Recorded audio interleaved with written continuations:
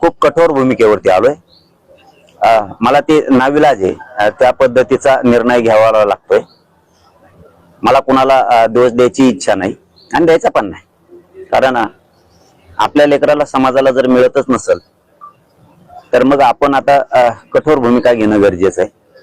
आपण जे घोषित केलं होतं, कारण मी डायरेक्ट विषयाकडेच येतोय। 4 घंटे बोला आणि 2 घंटे बोला, त्याच्यापेक्षा 5 मिनिटाच्यात मला प्रेस संपवायची, कारण मी त्या सीमारेषेवर आता आलेलो आहे। 30 मेचं जे आपलं आंदोलन आमरण उपोषण आपण ठरवलं होतं ते फायनल होणार आहे 30 मेला, परंतु त्याच्यात फक्त थोडा जास्तीचा बदल केलाय आपण।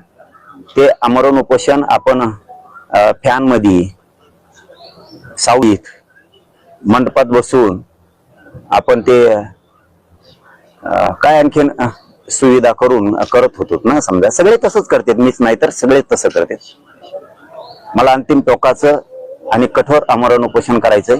रखरखत्या उन्हात मी हे उपोषण बास टाकून करणार आहे। ना कुठलं पाणी, ना कुठलं जेवण, ना पायात चप्पल घालणार आहे, ना काय करणार आहे। माझ्या शरीरात प्रचंड वेदना आहेत, या जीवाला मी तरसायचं तरी किती दिवस। त्यामुळं जे होईल ते होईल। उष्ण घाताचा बळी गेला तरी देवेंद्र फडणवीसांमुळे गेला, सरकारमुळे गेला।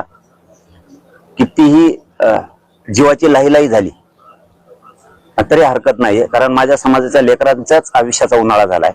तर आपण आपली का कदर करायची। ते उन्हात कुठेही होईल, ते जंगलात होईल, रानात होईल, ते कुठेही होईल, परंतु ते खूप कडक आणि त्या रखरखत्या उन्हात ते आमरण उपोषण होणार आहे।